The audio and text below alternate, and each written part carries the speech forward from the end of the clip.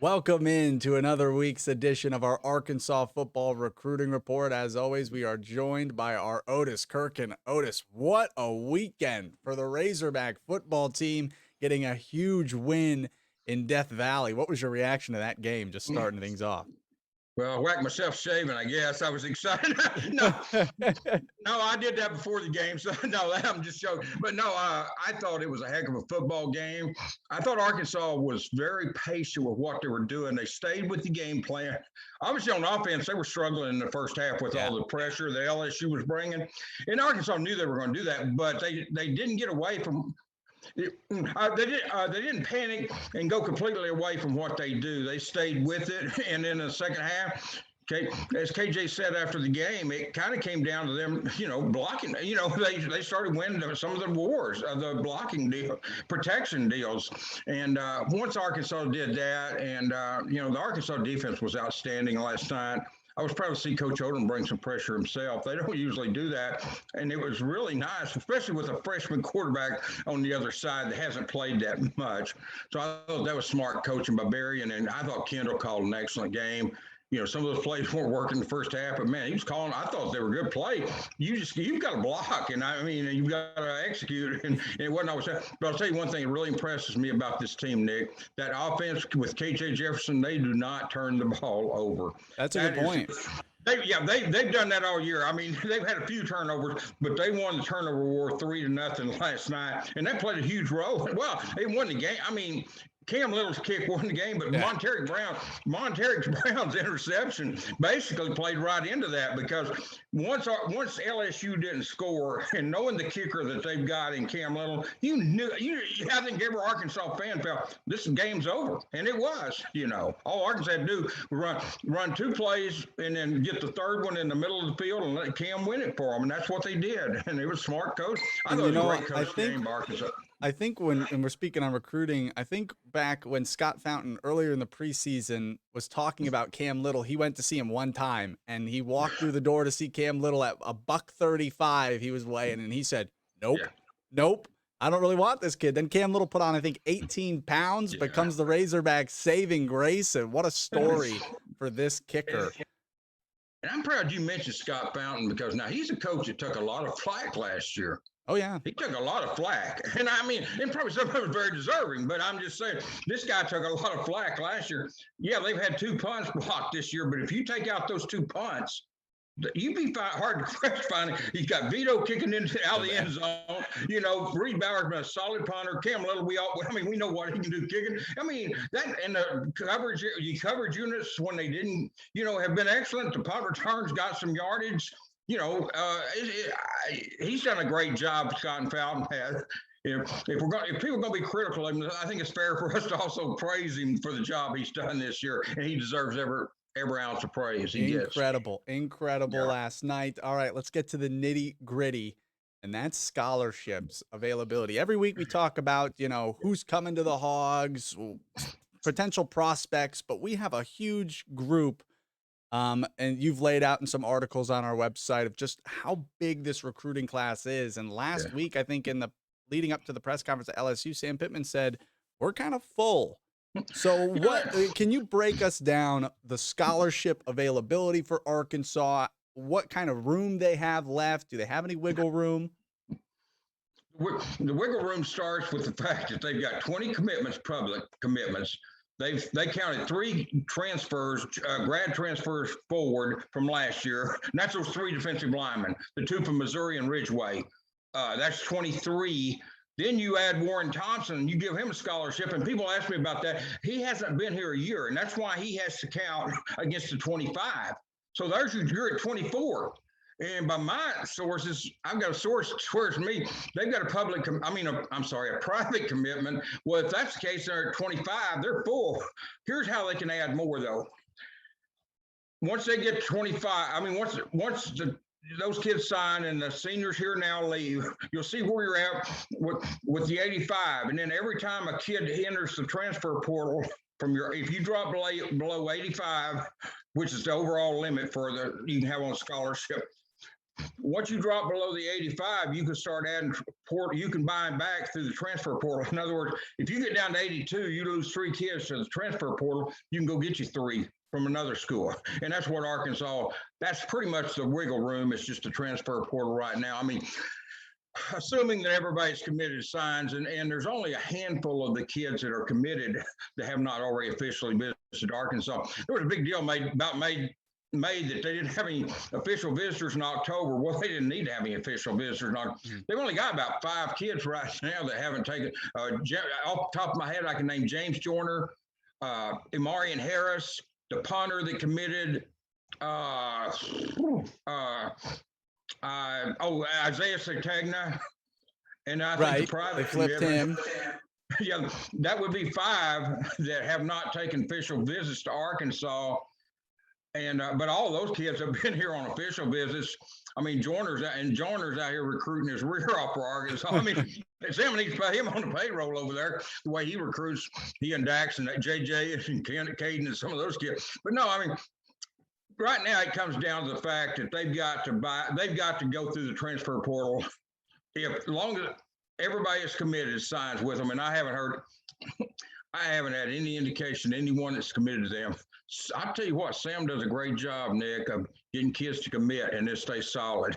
They did that last year and are doing it again this year. And I mean, he could lose someone, but I don't see it happening.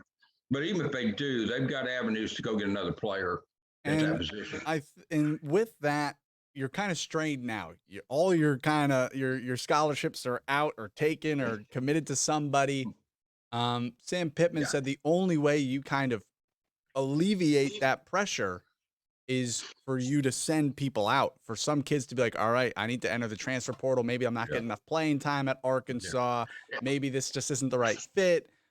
That's really going to be the only way for Arkansas to free up some scholarships if they want to get to other people. Obviously, those are the kids' decisions at the end of the day as well, and talking with the coaches.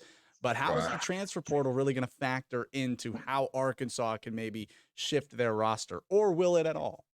I think right now, if you look at wide receiver, Sam made it clear when I asked him that question, he wouldn't turn down a great player at any position. If there's a player, we've got to have this kid, no matter the position, they're going to take him. But I don't think you'll see a quarterback or a running back. But here's the deal, wide receiver, everybody's looking for left tackles on offense to protect your quarterback, protect your KJ Jeffersons, a rush people, defensive linemen who can rush the quarterback. There's where I think Arkansas could really play in.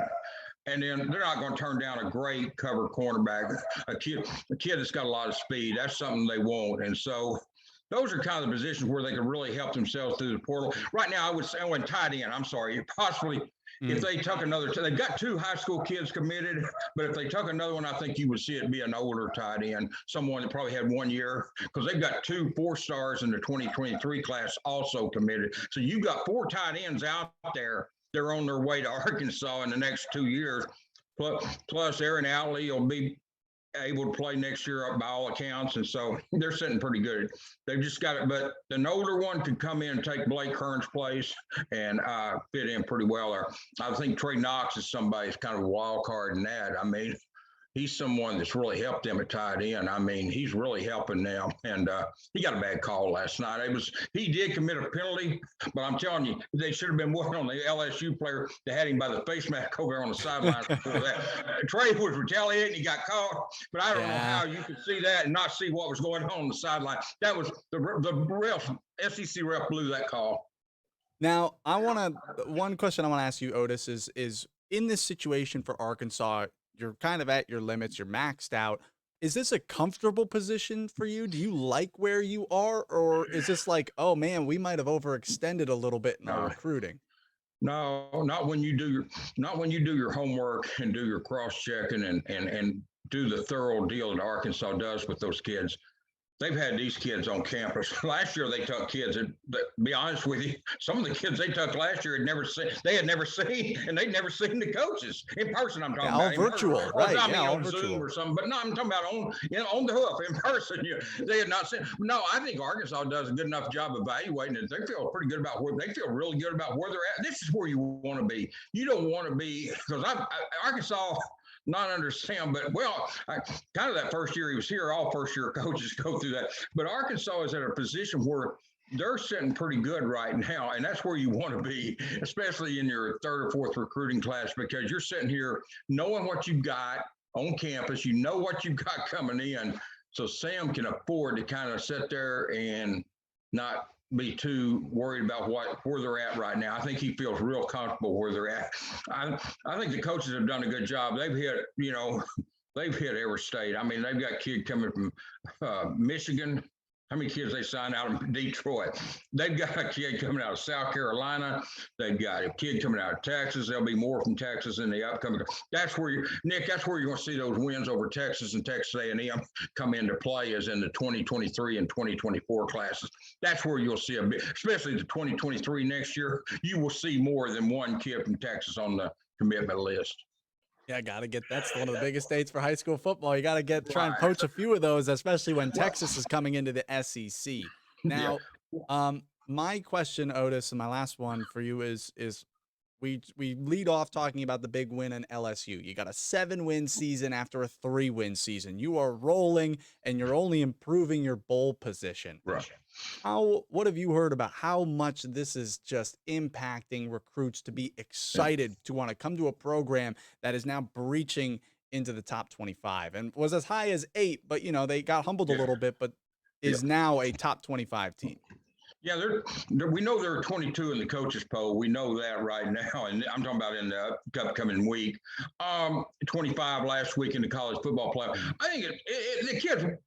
Most kids, they want to go to a place where they have a chance to win, because a lot of these kids have been on good teams in high school and they don't like losing. Now, also, they want to go where they can play. Don't let kids tell you any different, because they'll go to a school that maybe, hey, I can play there, and that when you're down, that's one thing you got to sell. That's what Sam sold when he came in and come to Arkansas, and you can play quickly. But now you're getting to the point that you still give them a chance to play, but you're also going to a program that's got a chance to go to bowls. They were going to one last year. I know that was people get mad at me when I say they were going to one last year. Well, they were. I know everybody was eligible, but they were going to a bowl. Mm-hmm. I mean, and this year they're going to a bowl. Look, when you're 2-10 2 years in a row, before that, and you won one SEC game in 3 years, I think you're allowed to say they were going to a bowl last year. I mean, I've been over there. I've been Colorado State, and I've been some places where Arkansas got beat pretty badly, and I'm having to drive home. And so if I want to say they were going to a bowl last year, they were going to a bowl, because after covering one SEC win in 3 years, four wins in 2 years, yeah, you take it when you can. I'll take that any bowl. But no, this year I know what people are saying, and they're right, Nick. They've earned it this year, and it's different. I know, I'm just making a joke about it, but they've earned it this year, and I don't think it's going to end there. I know they're losing a lot of people after this class, probably the NFL, and all these super seniors will be gone, but I don't care. Arkansas, they've got the nucleus coming back, KJ, and then some recruits that haven't even played that are really good. You've got guys like Keytron Jackson, Bryce Stevens, who we saw, Jaden Wilson at receiver. You've got some talented receivers there. You've got running backs. You've got four running backs. So I mean, they're going, and you've got James Jordan and Rashad Dubin coming in this class. You're setting. Arkansas is setting really good for the future. They'll lose some experience, but they're also. Sam has done a good job recruiting. The offensive line will take a hit as far as players leaving, but they've got a lot of talented players. Tykees Crawford, Jalen St. John. I mean, you've got some studs sitting over there waiting to play, man. And I mean, it's just, I like where they're going with this program, and I don't see a big. I've had some people feel like there'll be a big drop-off next year, assuming that Traylon Burks, Jalen Kettle, some of those guys that go to the NFL, you lose your super seniors. I don't think so. I mean, there may be a drop-off, but it's not going to be a big drop-off like people think. They're going to be competitive. I think they'll be in real good shape to go to another bowl game. I know the schedule, and it gets tougher in the non-conference, but hey, they'll handle it. Arkansas with Sam and his staff will find a way to handle that. I've got confidence in them. Listen, there was coaches. I wrote another article, Nick, where coaches turned down this job. There's one coach I know for a fact said, he would not take this job because it's a coach killer, it's a career killer. And in 2 years, he'd be fired and he's not going to take his job. And look what Sam's done in year 2. He no danger of getting fired. So, no, I was, but that's He said that too, yeah. That's what Hunter Yurchek was competing with out there when he was trying to replace Chad Moore. The last year, Brett Bielema, 2 years of Chad, had really put a damper on the program, and Sam's lifting that off, and the light's shining again, man. I mean, there's some sun shining out there now. It ain't all dark. It ain't all dark and cloudy, man. I think a lot of Arkansas fans would agree with you in that same mindset, Otis. Thank you so much for joining us. Our Arkansas football recruiting report. Otis, enjoy the rest of your weekend. Thanks, man. Have a good one.